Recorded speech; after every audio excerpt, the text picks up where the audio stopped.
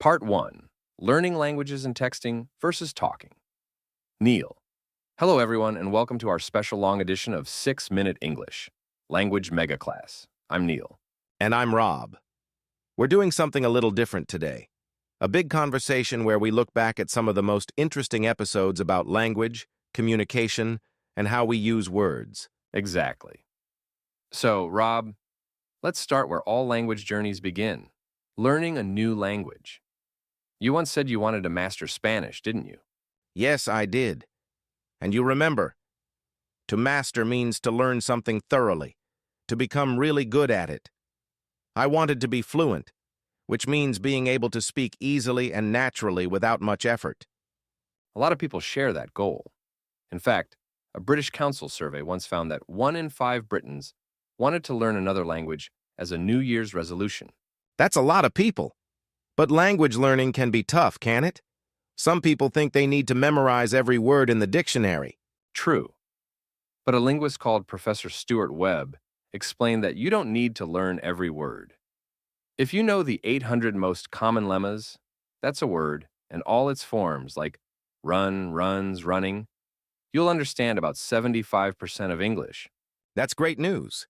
It means learners should focus on high-frequency words, the ones used most often, instead of spending time on rare vocabulary. Exactly.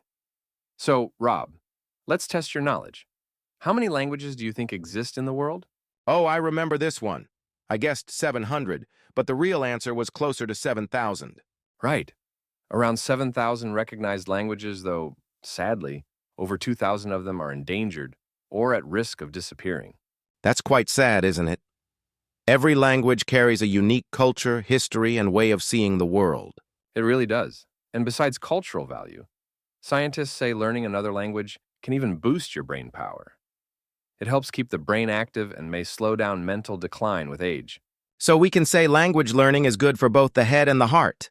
Nicely said, Rob. Speaking of communication, let's move from spoken language to written, or rather to texting. Ah, yes. The modern way of talking. Have you noticed how many people prefer to text instead of actually speaking? I have. In fact, a 2016 study found that about 49% of British teenagers would rather send a text than speak to someone, even if they were in the same room. That's wild. Why do you think that is? Well, texting lets people control what they say. It feels safer. You can think before replying or even ignore messages. But it also removes something important: intonation. Intonation, the rise and fall of the voice when we speak, adds emotion and meaning. For example, if I say, "Oh, shut up," playfully, it's friendly. But if I say, "Oh, shut up," angrily, it's rude. Exactly. In a text, both versions look the same, so misunderstandings happen easily. People can't hear tone, facial expressions, or see body language. Professor Sophie Scott, a neuroscientist, said that when we talk with our thumbs, meaning when we text, we often value speed over clarity. We lose emotional depth. Yes, and poet Gary Turk added another issue. Texting can make social situations tricky. Imagine you're talking to someone in person, but another friend is texting you. If you reply to the text, you seem rude to the person beside you. But if you don't reply, you upset the one texting. A total minefield. That means a situation full of hidden problems or dangers. Nicely defined, Rob. So, texting is convenient, but sometimes we lose the warmth of human speech. I think that's why face-to-face conversation is still irreplaceable. You hear tone, you see expression, communication becomes complete. Well said. So, in summary, our first lesson reminds us that language learning is powerful. Focus on the most common words. Don't fear mistakes. And when you communicate, remember that technology can't replace the human voice. Agreed. And next, we'll look at some fascinating connections between language, culture, and even the alphabet. Great. Stay with us. Part 2 of our language mega chat is coming up next. Part 2. Alphabet order, apostrophes, and body language. Welcome back to our language mega class. In Part 1, we explored how we learn languages and how texting changes communication.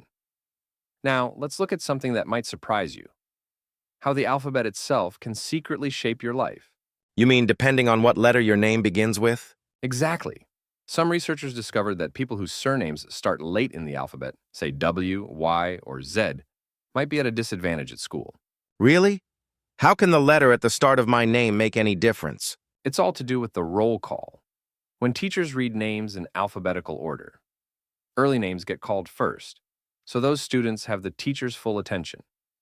But as the list goes on, everyone's concentration diminishes. It gets weaker.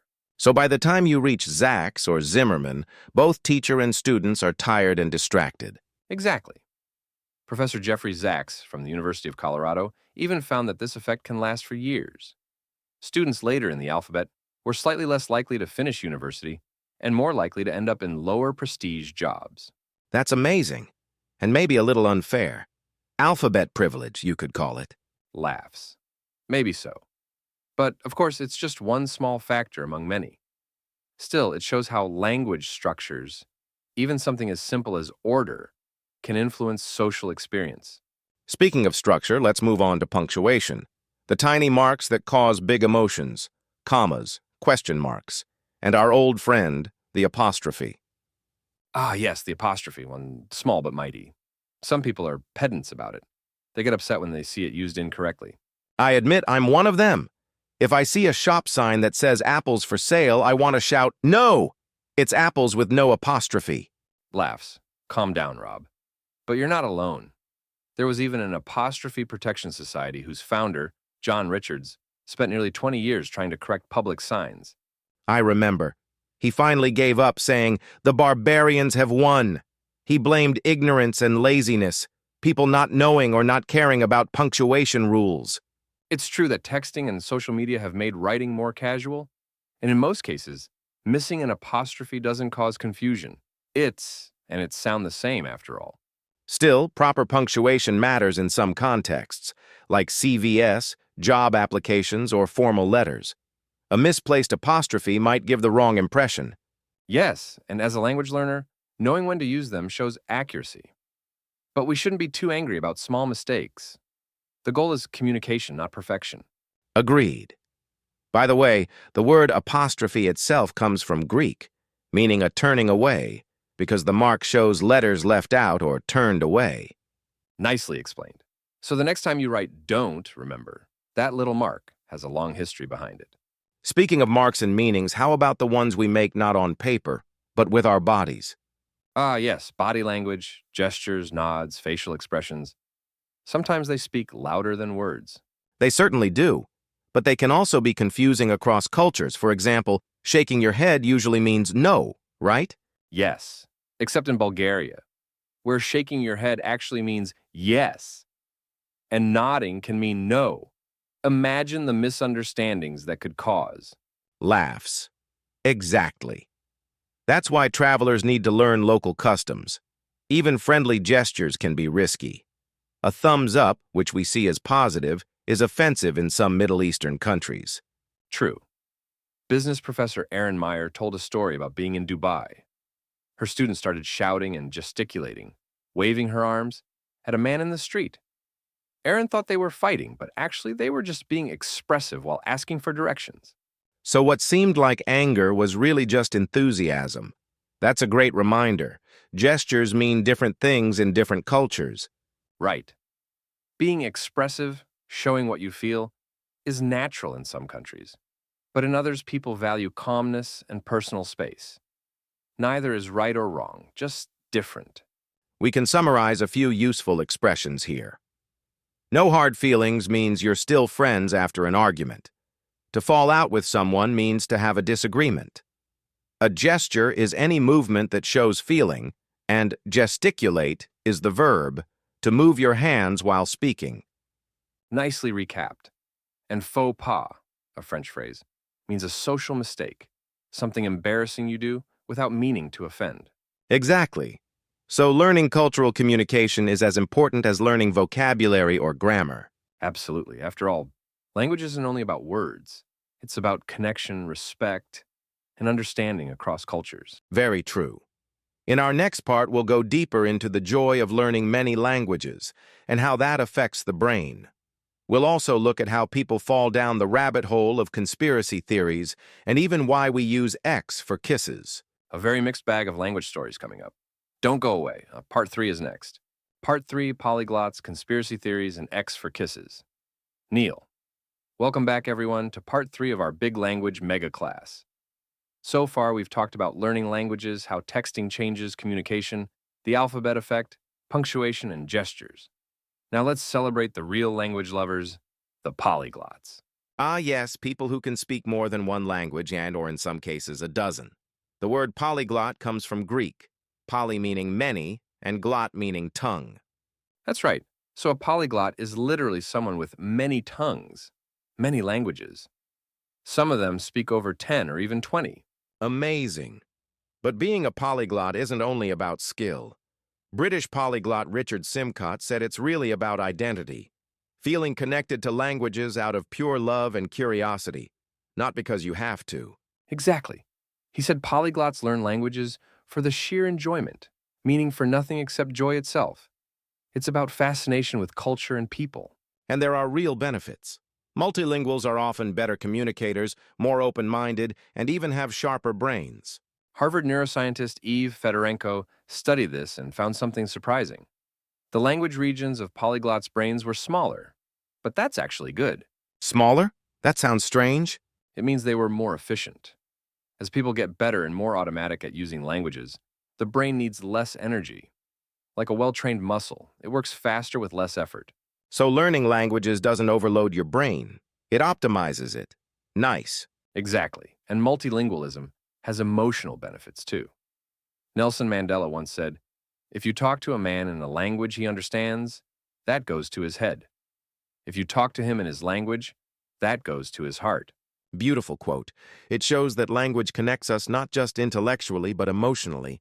It touches the soul. Speaking of emotions, some people get emotional for the wrong reasons online, like when they believe conspiracy theories.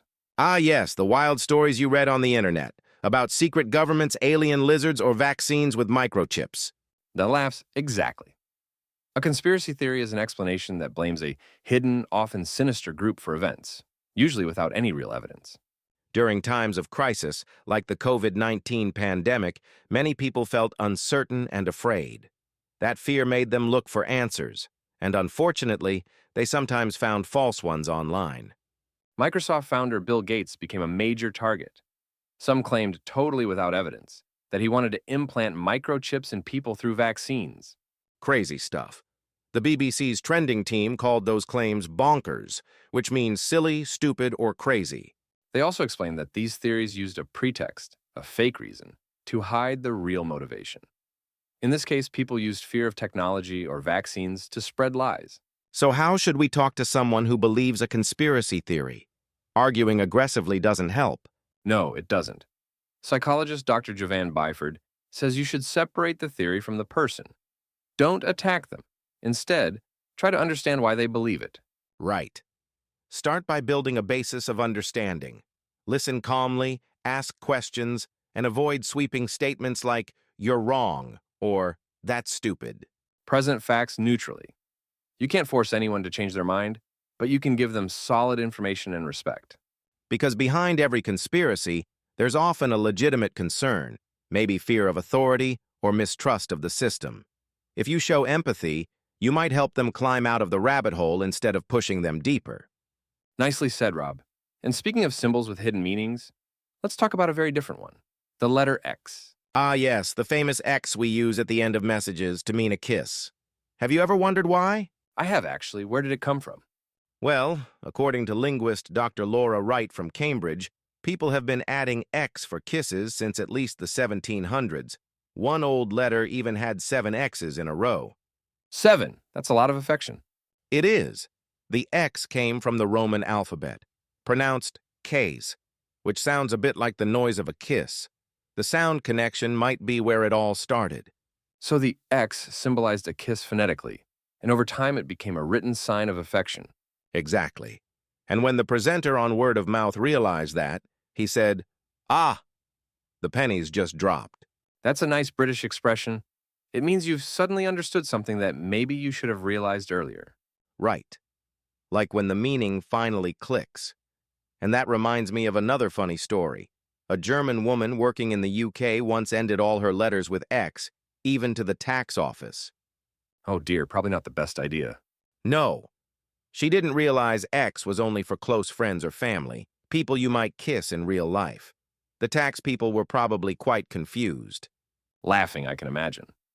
The presenter joked they might have docked her 20 quid. That means deducted 20 pounds as a response. That's very British humor. But it shows how cultural habits in writing can also cause misunderstandings. True, it's fascinating how even one letter can carry so much social meaning, from love and friendship to embarrassment. So, what have we learned in this part? Well, that being multilingual can strengthen your mind and connect your heart. That conspiracy theories should be met with empathy, not anger.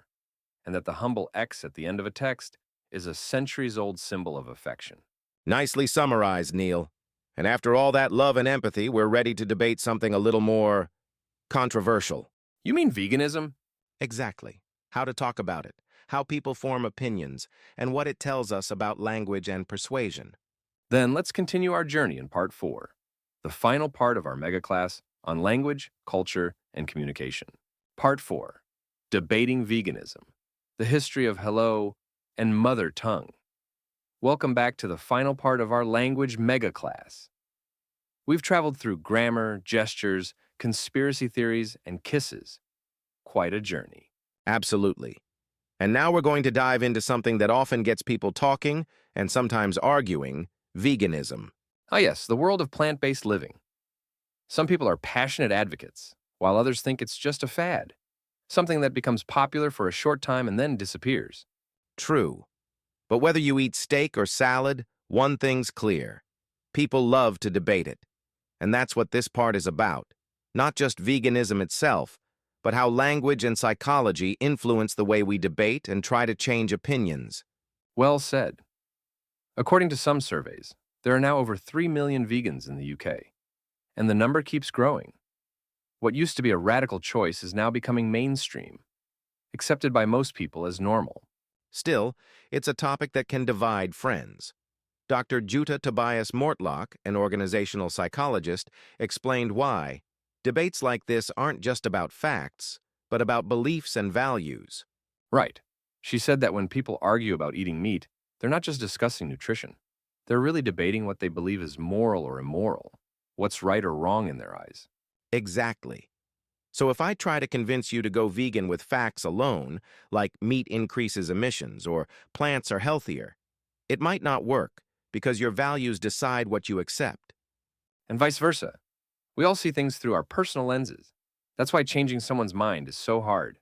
Dr. Judah also explained two ways of persuasion: the central route, which focuses on facts and logic, and the peripheral route, which focuses on emotional connection. She said the second one is often more effective, finding common ground rather than trying to win the argument. Right.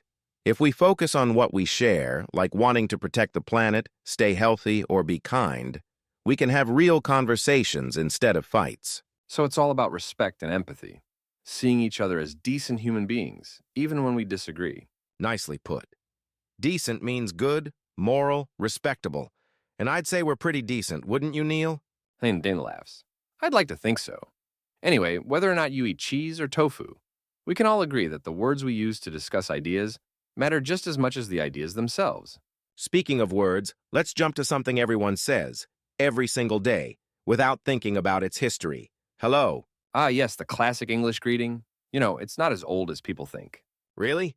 I would have guessed it's ancient. Nope.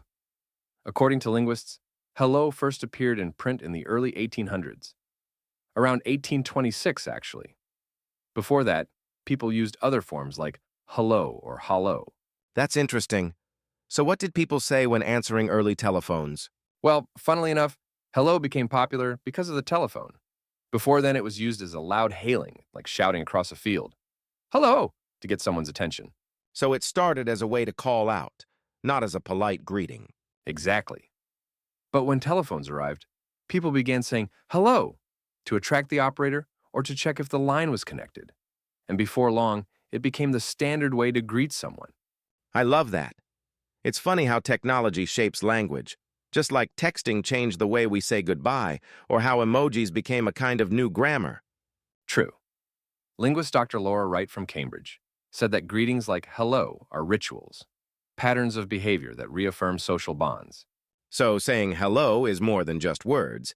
It's a way to show friendliness, respect, and connection. Exactly. It's part of a universal ritual. Those first few seconds of interaction where we signal our intentions. And of course, greetings can be a minefield across cultures. Do we kiss once, twice, or not at all? Shake hands or bow? That's right. Even simple gestures can create awkward moments. But as one expert said, if you get it wrong, just laugh. The purpose is to reduce tension, not to create it. Very wise. And speaking of the origins of words, let's finish with another expression connected to language: mother tongue. Ah, yes, your first language, the one you learned from birth. But why mother tongue? Why not father tongue or parent tongue? Good question.